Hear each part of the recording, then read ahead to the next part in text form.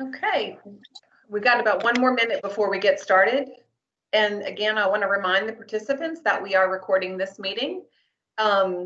We are having a little bit bigger of a group. So we're going to ask that you mute yourself while we are doing the presentation, but there may be times when we ask you to unmute yourself when we ask a question.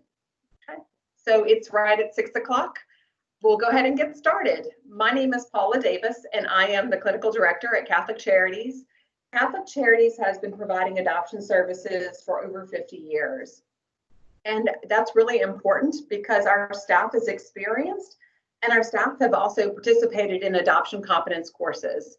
So what that means is that we have a postgraduate certificate in adoption competence that we completed after we completed our graduate education. Catholic Charities is the Diocese of Baton Rouge's adoption agency. We are funded in part through the Diocese of Baton Rouge, but we're also funded in part by Fees for Services and Capital Area United Way. And a little bit about our philosophy of adoption. Our philosophy of adoption is a lifelong journey. And really our focus is finding families for children rather than children for families. And what that means is that our focus is on the child's best interest. And so it's important that parents are equipped and ready to parent that child and any needs that they might have. I think that's real important. And then we also think that it's important for people to have a respect for birth history. We are a Hague accredited agency. So if you're thinking about adopting internationally, that's real important. And that Hague accreditation sets the standard for competent ethical adoption practice and also transparent adoption practice.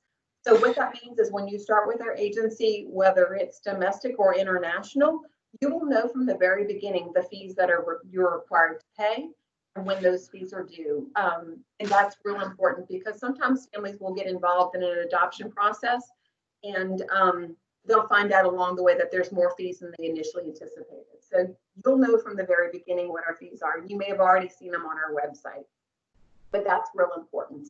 And so while we're talking tonight, we'll be talking about some of the challenges of adoption, but we want you to know that we are cheerleaders for adoption. I've been practicing in the field of adoption for over 20 years, and I would not be doing this work if I did not believe in it.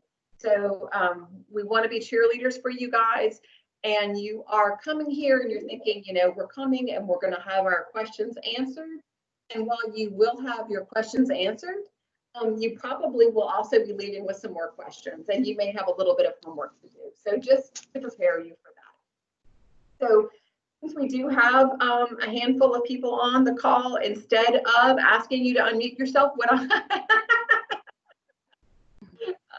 your dog's adorable, and I have a very short attention span.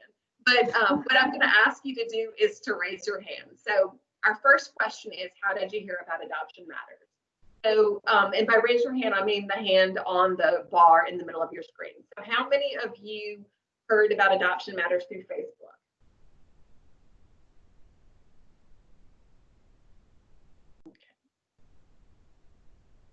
So no one heard about Adoption Matters through Facebook. Okay. How many of you heard about Adoption Matters through an agency staff member? Did anybody hear about Adoption Matters from an agency staff member? Okay. Okay. All right. So y'all did. Okay. Awesome. Thank you. And then how many of you heard about Adoption Matters from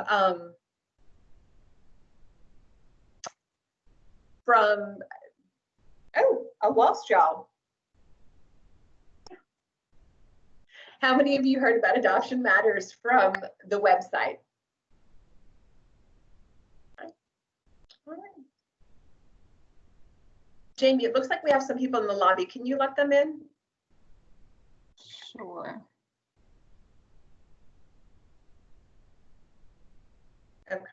Okay, got it. Thank you. Okay, so I'm going to go ahead and start sharing the presentation.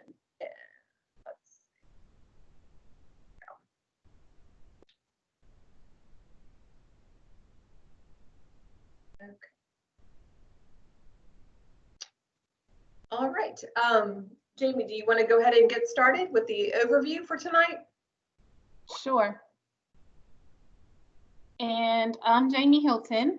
I'm also a licensed clinical social worker. I interned here when I was in grad school, and a year and a half ago got the opportunity to come back as an adoption social worker. So I'm very excited to be here. I've loved adoption even since before I finished grad school. So this is really a treat for me to do what we do. And like Paula said, I really do believe in our work. So this is really exciting for me.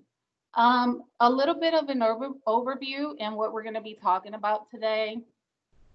So Paula already gave our basic introduction, and then we're going to discuss your adoption options.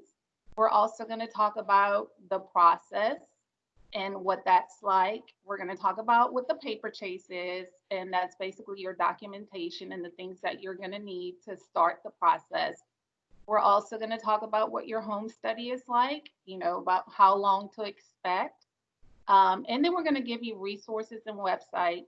And then towards the end of the presentation, we're going to give you some time to ask questions. And then like Paula said, throughout, if you have questions about what we're saying, maybe jot them down so you don't forget, or put them in the chat and we'll be sure to answer those. And then finally, we're going to talk about what your next steps are going to be once everything is done, what to expect after. Next slide. Okay. So before we go too much further, I do want to ask you what type of adoption you're interested in, and if you guys could raise your hands. So if you're interested in international adoption, would you raise your hand? Okay. If you're interested in domestic adoption, would you raise your hand? All right. And then, all right, that seems to be the most common. And then if you're unsure and that's why you're attending Adoption Matters, would you raise your hand?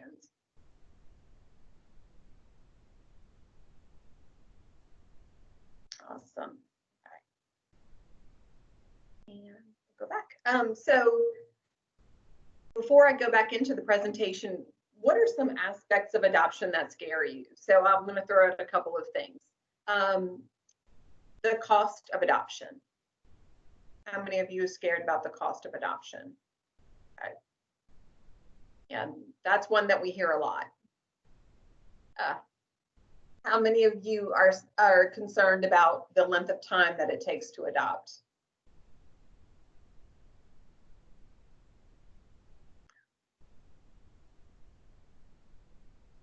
Again, that's something else that we hear. How many of you are concerned about possibly attachment, whether the child with you or you with the child? Okay. And I see some people putting answers in the chat as well. Okay, good, thank you. And then another thing that people tell us is that they're concerned about openness, and that openness will confuse the child. So anybody concerned about that? All right, I see some people acknowledging that they're concerned about openness as well. Awesome. And then lastly, another thing that people tell us is that they're concerned that the birth mother will change her mind and take the child back. I think that that's probably one of the biggest things that we hear from families. Yeah. Awesome, good. Well, hopefully we'll help address some of those concerns and give you some factual information. One of the things that when we started doing Adoption Matters is we wanted to make sure that it was accessible to families and that families had good information on how to build their family, because we want you to make that decision based on fact rather than fear. And several years ago, the Donaldson Adoption Institute, which is an adoption policy institute, which unfortunately is no longer in existence, did a listening tour across the country to find out people's knowledge about adoption. And what they found was that the average American scored a C- on a simple adoption and foster care quiz. And I think that that is really true with adoption. A lot of people have misinformation about adoption because maybe they've seen something in the media, they've watched a movie on Lifetime. You know, there's some scary things on Lifetime, or if you've ever seen an episode of Law and Order, that also can be kind of scary. But a lot of that information is misinformation. So we want to make sure that you guys have good information so that you can decide how best to build your family. Okay, so I will go back to the presentation and slide. Okay, so these are some of the myths of adoption. The first myth that we sometimes hear is that adoptive parents could never love an adopted child as much as biological parents could. And I often say, as we're sitting in a room together, you know, you are here with your spouse, you love each other. I assume that you're not biologically connected, so really love has nothing to do with biology, but actually it is the taking care of each other day in and day out that helps that love grow. I believe that most parents would not come to adoption if they did not believe that they could love their adopted child as much as a biological parent could. And as the international adoption social worker, one of the things that I see a lot of times is we'll have families that have biological children as well as adopted children, and their heart doesn't know the difference. So, you know, that certainly is a myth. The next myth is the high school girl who got in trouble. And probably when I was younger, this was the typical person who was making an adoption plan. But nowadays, the high school girl who got in trouble is not making an adoption plan. She's in fact choosing parenting. But the women that we work with are typically a little bit older. So by older, I mean probably 25 to 35, and they're also already parenting other children. And in most cases, they're excellent parents. And when you think about it, in order to be a good parent, you really have to be able to put your child's needs above your own. And I cannot think of a more significant example of a mom putting their child's needs above their own than making an adoption plan. The next myth is that birth mothers can change their minds and take back their children. So this is a myth that we hear a lot. In the state of Louisiana, and each state has its own rules and guidelines, and so that's important to be aware of. But in the state of Louisiana, once a birth mother signs her surrender, she cannot change her mind. It is irrevocable. Now, there is a period of time between the time that she has the child and the time that she can sign her surrender where she may decide to parent. But once she signs her surrender, she cannot change her mind. Some of the stories that hit the news are maybe in another state, but oftentimes it's not a birth mother who's changed her mind. It's a birth father whose rights were not properly terminated. So it is important that whoever you decide to work with, that they make sure that they not only work with the birth mother, but do their best to engage the birth father because he has rights as well. The other thing is that sometimes agencies and attorneys will match expectant parents with adoptive parents as soon as there is a positive pregnancy test. And one of the things that we do to protect our adoptive parents as well as our birth parents is we do not match early on. It is one thing to say that you're going to make an adoption plan when you're 3 months pregnant, and it's another thing to say that you're going to make an adoption plan when you're 8 months pregnant. So we tend to wait until a mom is further along in her pregnancy so that our maternity social worker has had time to work with her, but also so that that pregnancy is much more real to her before we involve an adoptive couple. The next myth is that adopted children have more problems than biological children, or sometimes we'll hear the opposite, that they have less problems than biological children. And in fact, the research used to bear out these two outcomes. But what they found was that the research, it had more to do with how the research was conducted than whether the child was adopted or not. So if I'm a researcher and I go to a mental health center and I recruit adopted people for a study, no one is going to a mental health center because things are going well. So the sample was already skewed for people who would have problems. And the opposite was true if they would go to an adoption agency and ask for volunteers for an adoption study. Typically, volunteers at the adoption agency were volunteering because they'd had such a positive experience. So back in 1999, the Minnesota-Texas Adoption Research Project started a longitudinal study of adopted children, and they studied adopted children that were adopted into families where there were also biological children. And what they found was that children who were adopted into the home had the same type of mental health adjustment as children who were born into the family. And I think that that's real important. Another myth that we sometimes hear is that international adoption is easier because no birth parents are involved. And while no birth parents are involved, because in international adoption, oftentimes there's a lack of information, it is even harder. And with international adoption, sometimes even basic information like a child's date of birth may be missing. So that actually makes things a little bit more challenging. The next myth is that openness equals co-parenting and will confuse the child. This is something that we hear a lot, and openness is about a relationship, whether it's being open-hearted or having an open relationship with the birth family, but a child always knows who their parents are. And as the adoptive parents, you are the parents. It is not co-parenting. You are the ones who make the parenting decisions. And if for some reason our maternity social worker is working with an expectant parent and she says to our maternity social worker, you know, I just want the adoptive family to take care of this child until I get back on my feet, or I'm expecting to be at their house every weekend, then our maternity social worker works with her and says, that's not adoption. You know, that is parenting, and maybe we need to look at that option as well. And then the next myth is that you have to be perfect to adopt. And the thing that we know is that it is the challenges that we face that make us stronger, more compassionate people. It's those challenges that we face that help us develop the coping skills that we need to survive. And we're looking for parents who have experienced challenges so that they can help their children navigate the challenges that they will face. We don't have perfect children for adoption, and we're not looking for perfect parents. So I think that's important. And lastly, adoption is win-win-win. And we hear this a lot. And while there are lots of wins in adoption, everybody who comes to adoption through loss.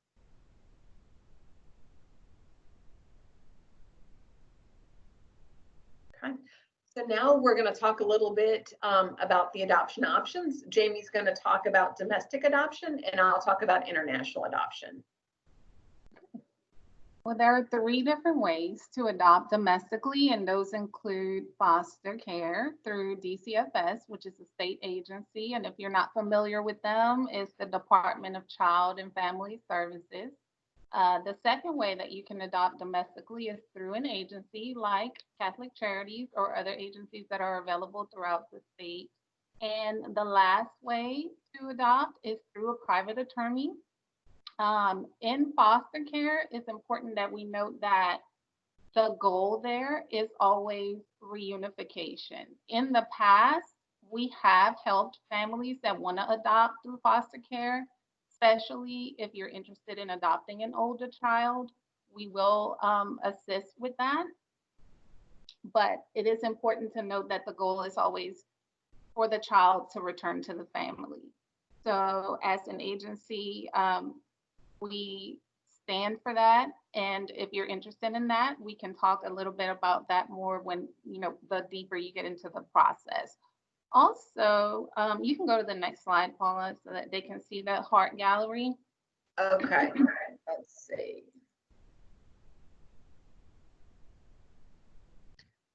Okay, so this is just the slide that tells about the Louisiana Heart Gallery. Yeah. And basically what that is if you have ever, if you haven't traveled to the site before, if you do, you will see the children, or not all of the children, but children that are currently in foster care that are waiting to be adopted. So these children are free for adoption. freed for adoption, which means the parental rights have already been terminated and they are waiting for families. So that's something, if if you kind of wondered about that, if you kind of thought about foster care in the past, this is a good resource for you. And like Paula said earlier, it is important to note that each state has its own guidelines. So if you in the past have considered maybe adopting from another state, it is important for you to know that each state has their own guidelines, and they're not set by us.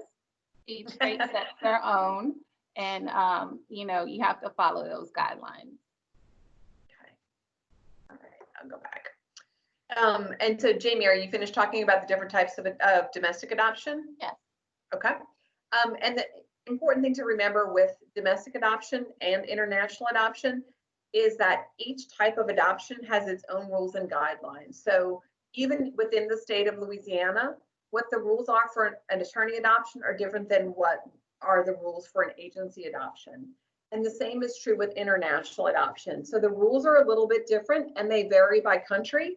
In the United States, several years back in 2014, they passed the Universal Accreditation Act. So what that means is that all international adoptions have to meet Hague standards. So that's standards for the best interest of the child, but also protections in place for birth parents, adoptive parents, and adopted people. So that's important. But there is still a little bit of a difference. Occasionally, I will find a family that has traveled to another country and they want to adopt a child. And maybe it's a family member or maybe it's a child that they met in an orphanage. But if that country is not a Hague country, then unless the child is an orphan by immigration standards, then that child is not eligible for adoption. And it gets pretty complicated. And as Jamie said earlier, we are not the ones that make the rules. Unfortunately, we just have to abide by them. So. Okay, and Jamie already talked a little bit about the Louisiana Heart Gallery.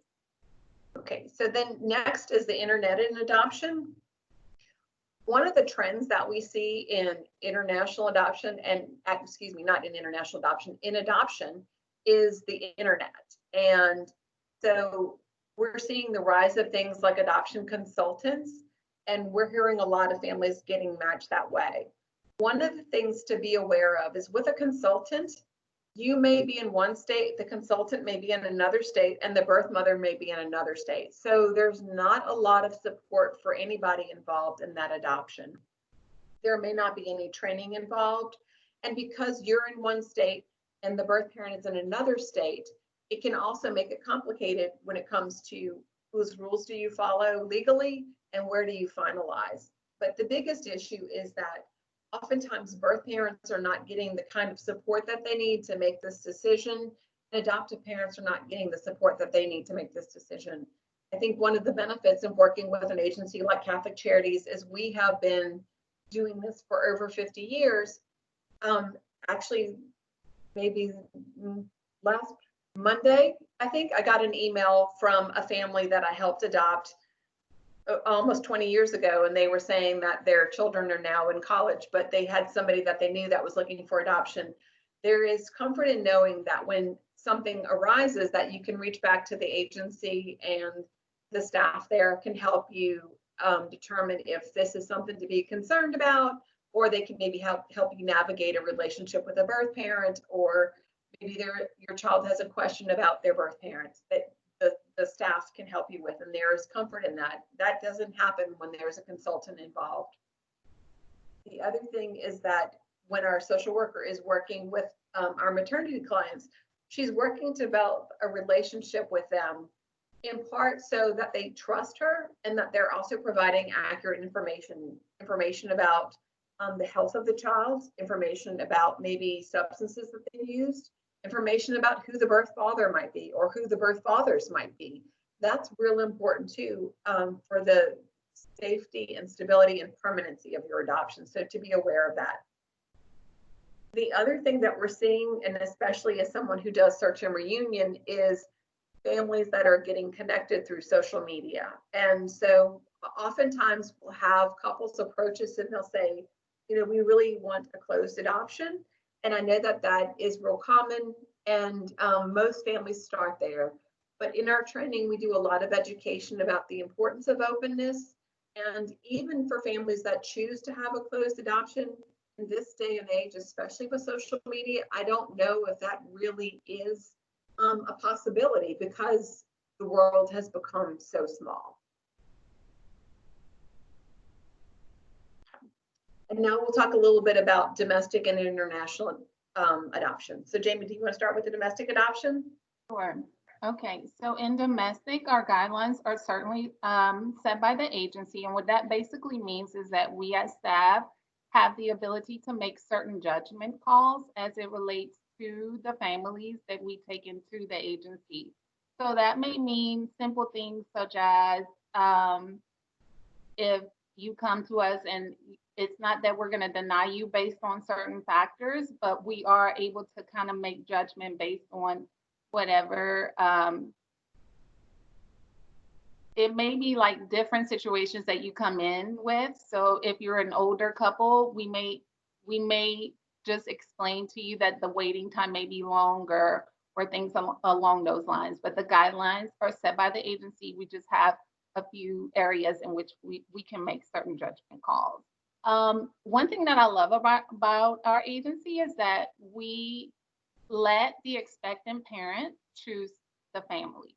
So we're not going to coax any of our birth parents, no matter what the situation is. As a matter of fact, that is illegal. That's one of the things that I love about us is that we are very, very excellent in the things that we do, and we do things with integrity. So that's one of the things that I love about our agency. So the expectant parent will choose the family. And then, like Paula already said, we do advocate for continuing contact with the birth family, which in the long run is best for the child. And I know that that's scary for some of you to hear that, but I promise you that by the time you get done with training, you'll understand exactly where that thought process comes from, and you'll be more comfortable with it by that time. Also, there are risks associated with domestic adoption, and that includes emotional and financial risks. And those we already kind of discussed with you a little bit, but honestly, you really won't understand those things until you get deeper into the process, but just so you know that they are there. And our agency does mainly newborn placement, but like I mentioned earlier, if you're interested in older children, we will partner with you and DCFS to make that happen. Now, once the child is placed, finalization normally takes 6 months. And I say normally because that's the goal, but sometimes it can take longer. And then, of course, post-placement supervision is the same. Some things have changed in like how quickly I have to come into your home once the baby is placed, but most of it is the same, and it's kind of similar to the finalization mark, which is 6 months, but that's just a ballpark figure. Go ahead, Paula, with the international. And with international adoption, the guidelines are set by the foreign government. So while in our domestic program, we have the ability to make judgment calls, in international adoption, we don't have that same ability. So let's say, for example, in China, you have to be at least 30 years old in order to adopt. If you are not 30 years old, you cannot adopt. And you just have to wait until you become 30 years old. In some countries, there is a cap on the upper age of how old you can be, and then you could potentially age out of a program. When you're working with us, we do our best to find out information about your family and what you're comfortable with, and then we try to match you with a country that you qualify to adopt from. We want to make sure that you're successful in this process. With international adoption, it's very different in that it's not the expectant parent who's making the decision as to who will parent. A lot of times it's just the next couple in the queue. So in some ways it may be a little bit more predictable than domestic adoption. In international adoption, rarely is there continuing contact. But as the world becomes more connected, I do have families that have contact with birth families in other countries. So while it's not common, it's not unheard of, and I think we'll continue to see this. There are also risks in international adoption, but the risks are a little bit different. So it's risks due to the child's unknown birth history. It's risks because of the lack of maybe care. It's maybe risks due to institutionalization. But we really do a lot of education before placement so that you have the tools to help you equip you to parent. With international adoption, typically the children are 18 months and older. So I've placed children as young as 1 year and children as old as 16 years old. So it really does run the gamut. But part of the process is you deciding what is the age range that you're open to. So if you say, I'm open to a child 2 to 4 years old, you're not going to get placed with a child who is 14 years old, because that's not in anybody's best interest. With international adoption, typically those are finalized in the other country at the time of placement, and then there's a period of post-adoption supervision. And that post-adoption supervision varies by country. So for a country like China, there is 2 years of post-adoption supervision, and then the family submits self-reports after that until the child is 5 years old. And really, that post-adoption supervision is to make sure that everybody is doing well. If the family is having any challenges, that the social worker is there to support them and then to connect them to resources so that the family can be the best that they can be and the child can reach their highest potential. And honestly, the post-adoption supervision is probably one of my favorite parts of the job, because I get to see a couple become a family, and then I get to see that child grow in the family.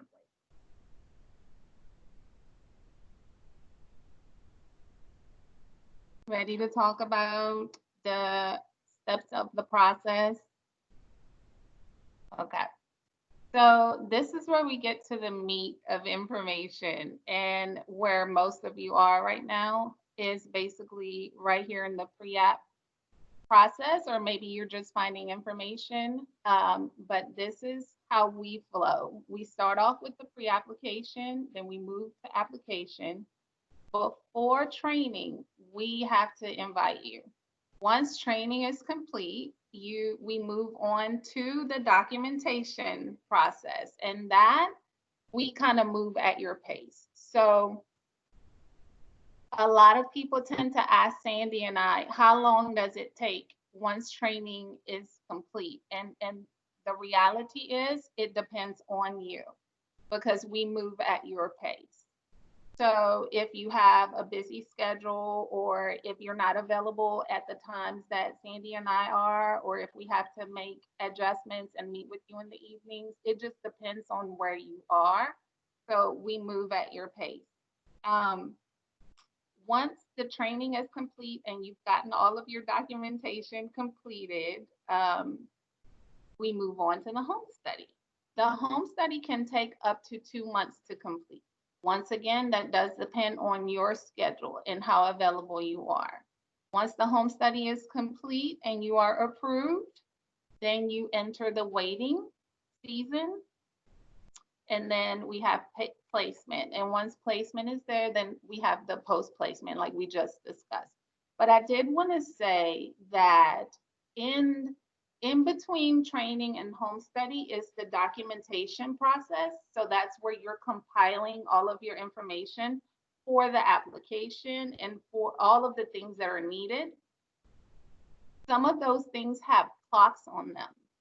So it's not good for you to get ahead of us in the gathering of documents, because once you get started on some of those, like your FBI background check or state background check, all of those things are only valid for a certain amount of time. So if you get ahead of us on those documents, they can run out of time, and then you have to start over, which can kind of prolong the process. So we kind of walk you through that. But to be honest with you, the adoption process and the length of it, of how long it takes, really depends on you, because we move at your pace. Yeah, so that's all I wanted to say about those. And so for international adoption, the process is a little bit different in part because there's already children who've been born who are waiting for families in other countries. So with international adoption, a family can begin their application at any point, and then they would come to our next training that we have, and then they could be working on their home study. So it's a little bit different. Jamie mentioned that you have to wait to be invited to training. And the reason is because we like to keep our pool of approved families between 6 and 12 approved families to help minimize the wait for those families who've already started the process with us. So we don't have hundreds of families that we're working with at one time. We really do keep it a small review, but so that there's enough diversity in the pool for our expectant parents so that we can match.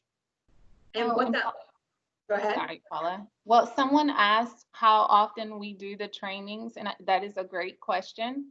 And we normally do trainings at least once every 6 months. So our last training was in January, which means that our next training likely would have fallen in July. But with, with the current pandemic, we're not really sure if that's going to be the case, or we might have to do it in this setting. I'm not sure yet, but typically it is twice a year. Yeah. And that depends too on how many placements we've had. So, but as Jamie mentioned, we are due for a training in July. And if things continue the way that they're going, it's likely that we could do a training, but we do like to keep our pool small. And the way that the match process works is our maternity social worker works with an expectant parent to find out what she's looking for in an adoptive couple. So is she looking for a couple that likes to travel? Is she looking for a couple where the mom is a stay-at-home mom? Is she looking for a couple where they're already parenting a child? And then based on what mom is looking for in that adoptive family, we look at our adoptive families who, number one, are open to the type of child that mom is carrying. So that would be race and exposures and things like that.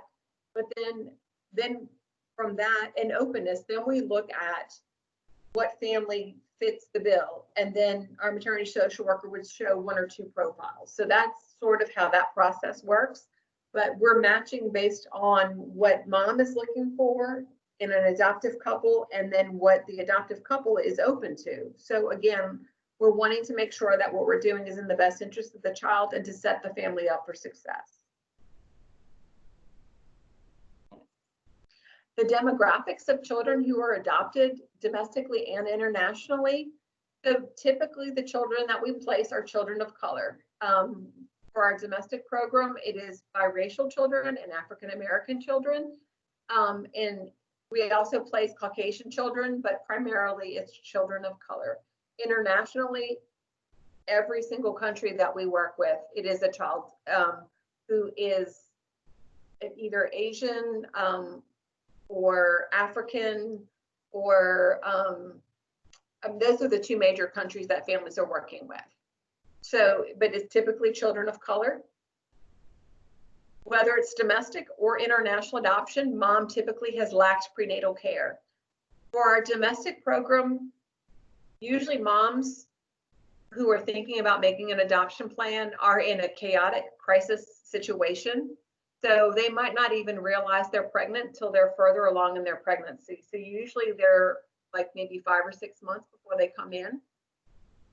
And once they come in, our maternity social worker works with them to get them in to see a doctor as soon as possible, because we want to make sure that there's a healthy and safe pregnancy and that both mom and baby are safe. But in international adoption, they don't have access to the same kinds of resources that we have here. With both domestic and international adoption, women who are making an adoption plan are under stress.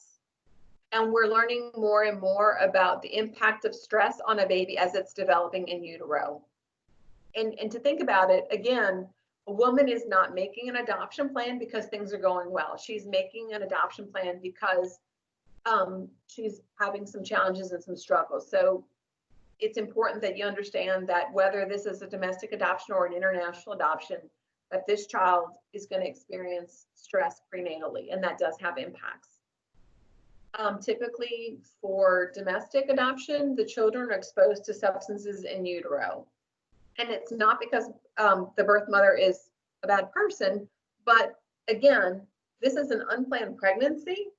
So she's not planning on getting pregnant. Therefore, she's not treating her body as if she was getting pregnant. So she's not treating her body like you would be if you were trying to get pregnant. She's not abstaining from alcohol. She's not taking prenatal vitamins. She might be on prescription medication. She might be using some other drugs as well.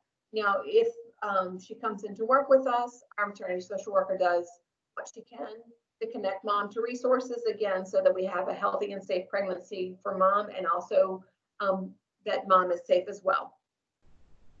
All these things like lack of prenatal care, stress during pregnancy, and prenatal substance exposure often lead to prematurity, and this is true whether the child is born domestically or internationally. So sometimes our babies may spend a little bit of time in the NICU, so that's not uncommon.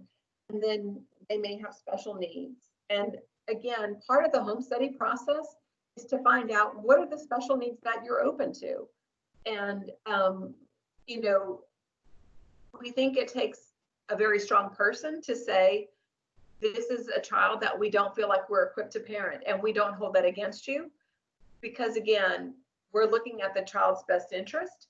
And if you're not equipped to parent a child with a special need, that doesn't mean that there's not a parent who is equipped to parent a child with a special need. So to be aware of that as well. And those special needs can run the gamut. And in an international adoption, special needs could be things like cleft lip and palate, or it could be things like the child has crossed eyes, or I've had some families that have adopted children with something called amniotic band syndrome, where maybe they're missing some fingers on a hand.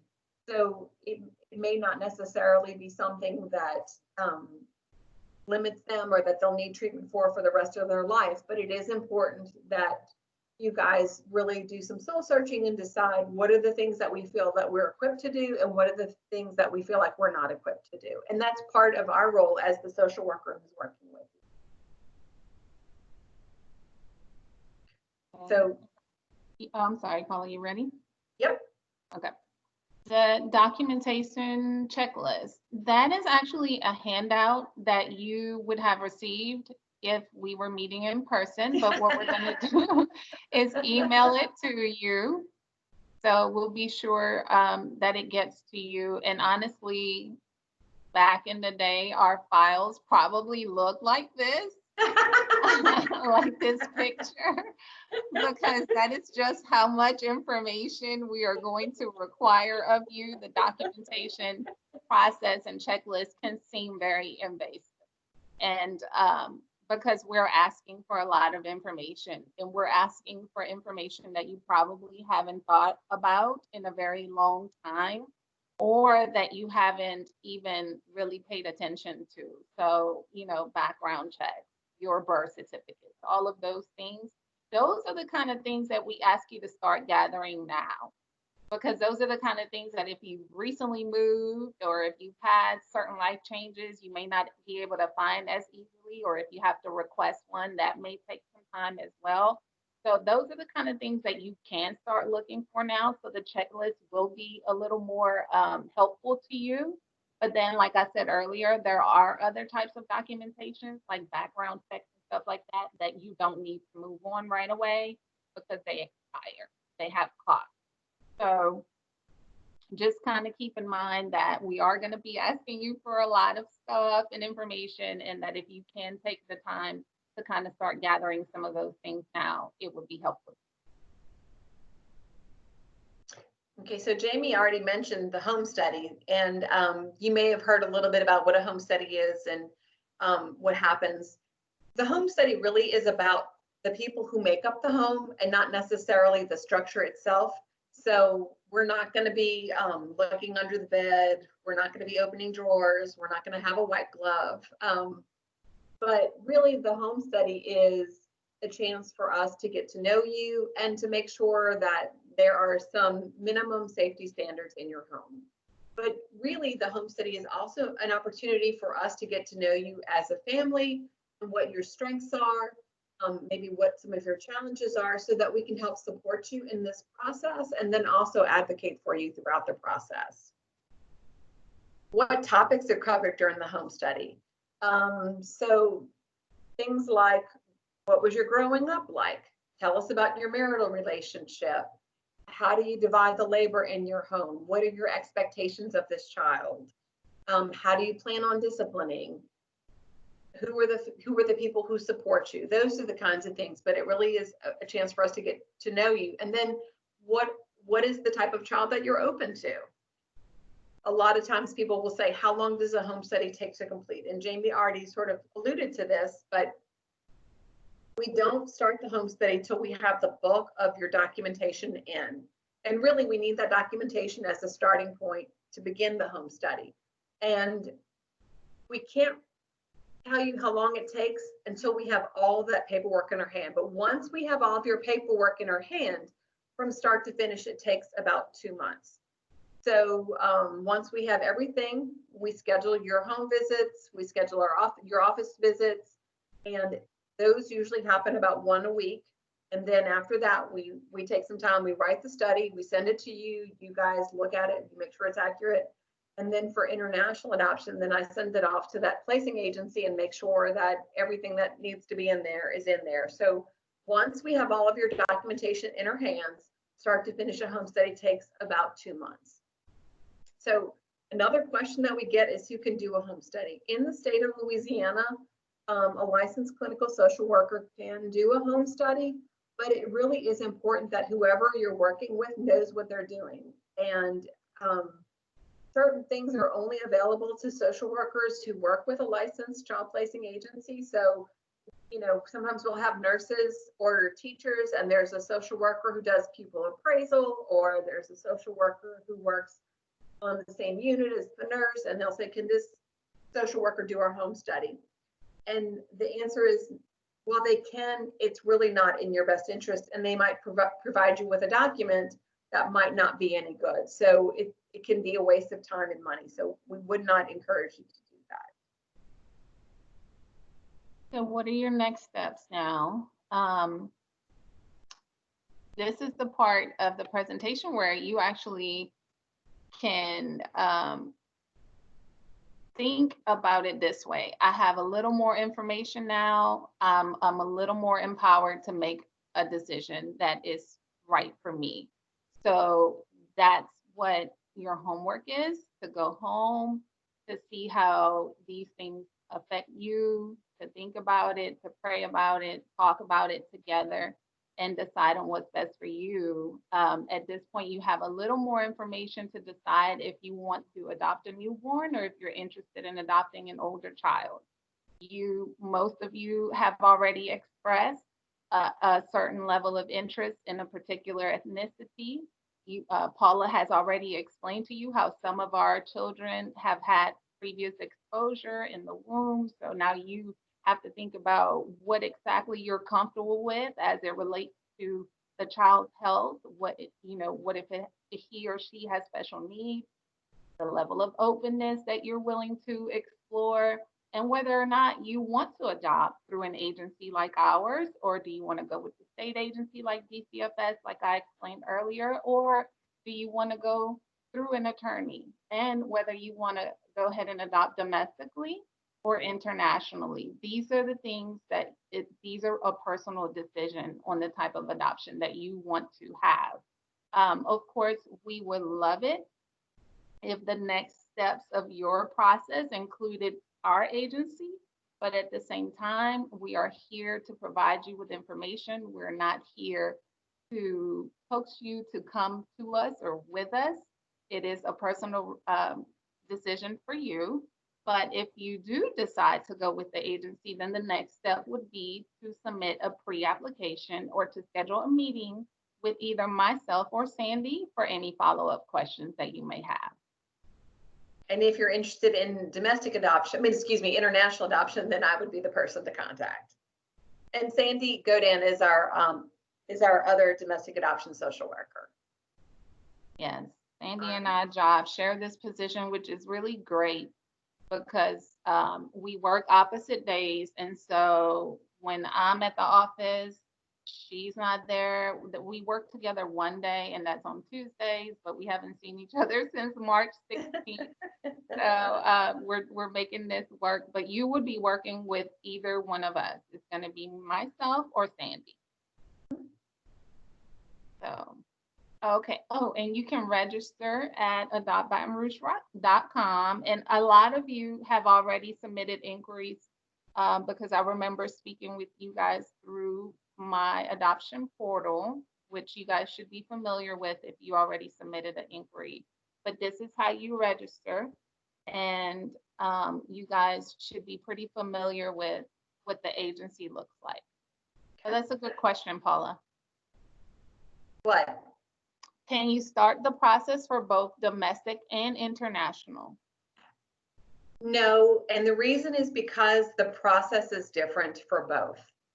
What's required is different for both.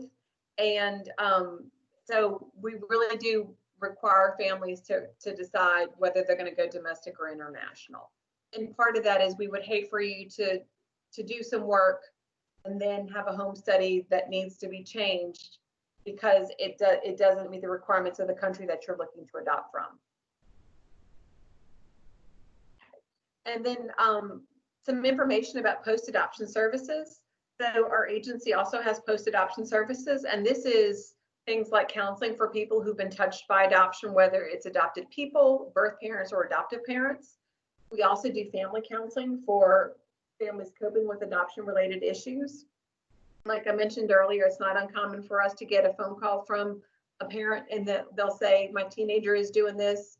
Is this normal? And they'll say, is this a developmental thing or is this adoption thing? And usually the truth is it's a little bit of both. We also do search and reunion. So for people who've made adoption plans through our agency or people who are adopted through our agency, we help with search and reunion. And for families that have adopted domestically, whether through our agency or other agencies, we help with navigating relationships with birth family. We also have an adoption play group for our families that meets once a quarter, though we've not been able to meet lately. And then we have an adoption celebration, which is a picnic that we usually hold in the spring. And this is one of my favorite events because it's our families from all the years come together and you get to see how the kids have grown. And then lastly is questions. So I'm going to go ahead and exit out of this presentation so I can see everybody again. Okay. I see in the chat box that someone already asked how many social workers in the agency. So it's myself, Paula. It's also Sandy, my coworker, and Stephanie, our agency director, is also a social worker. But who will be working with you and the birth parents will be myself, Sandy, and Mary. So that's 3 of us. And then we also have a social worker, Juliet Granger, who's in the Lafayette area. The Catholic Social Services in Lafayette stopped providing adoption services maybe about 3 or 4 years ago. And since that time, we've taken over covering that area, and Juliet is our social worker in that area. Okay. Any other questions that you guys have?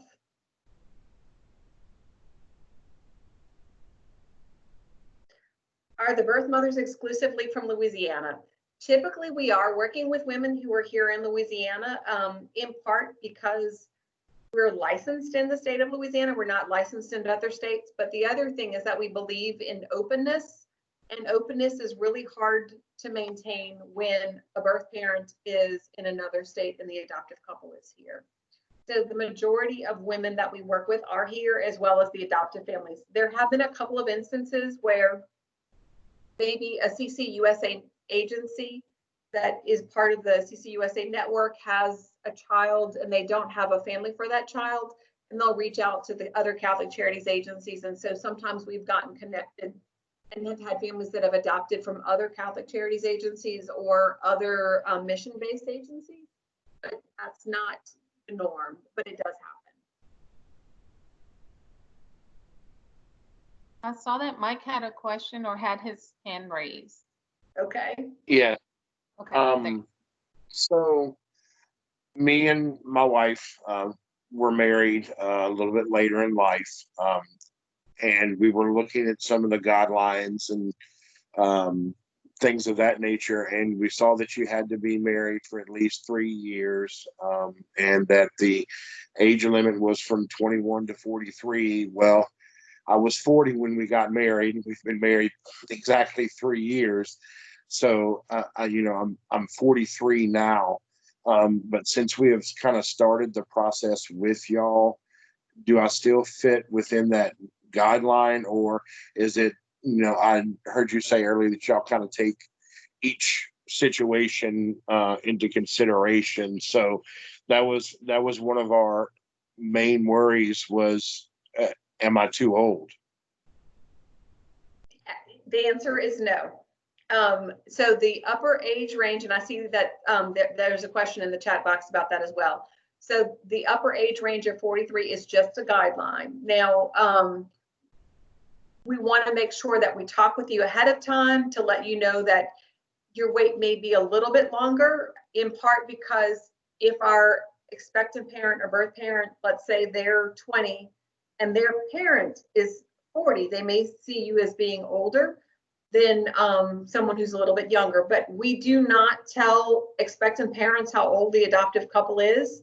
So really what they know about you is what they see in your profile. So if you have an active lifestyle, that's not going to matter to them. Or if you have a lifestyle that's appealing, that's not going to matter to them. And we do have families that are over the age of 43 who've had placements and have adopted. So the only reason we have that is we want to be able to have a conversation with you to let you know that your wait may be a little bit longer so that you can know that on the front end, but it should not stop you. And I also see that, yes, this is being recorded, and we will, Jamie and I will release this video. And probably what we'll do is email it to everybody. So if you're not registered through My Adoption Portal and you did not register through Eventbrite, please make sure you email either Jamie or myself. My email address is pdavis, DAVIS, @ccdiobr.org. And Jamie is I want to say Jay Collins, but that's not right. Jamie mentioned that she interned when she was a student. I was her supervisor. I've known Jamie a long time. She was my teacher. She was my teacher in grad school. But so it's Jay Hilton @ccdiobr.org. And what we'll do is we'll email you not only the presentation, but the recording and then some of the handouts that we mentioned. So we think that's important.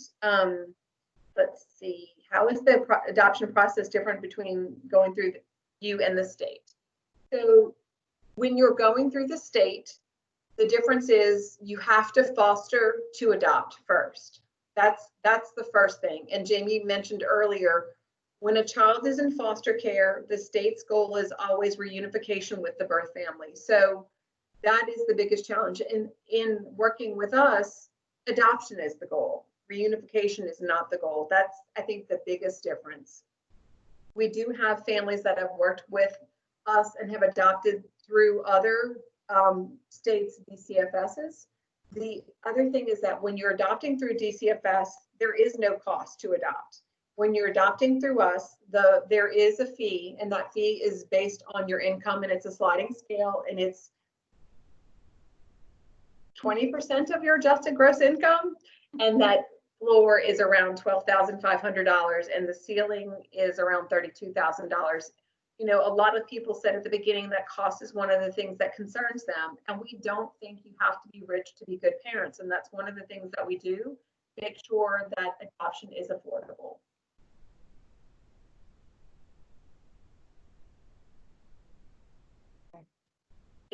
Any other questions?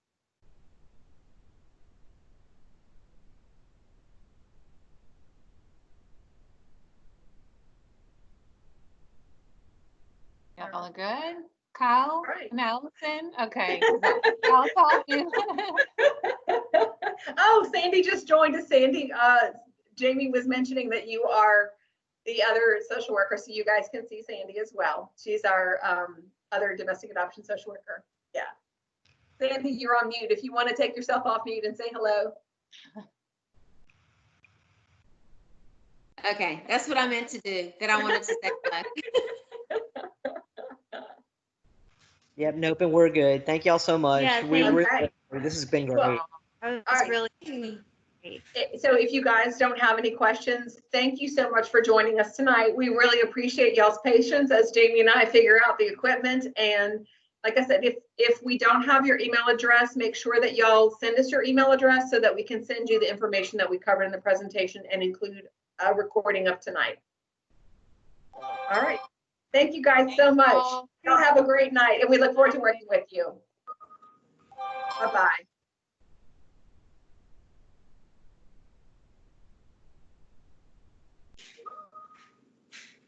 Okay, did Paula log off? I guess she did. I guess she did. I guess Okay. did. All right. See you later, Sandy. Okay, bye. Bye.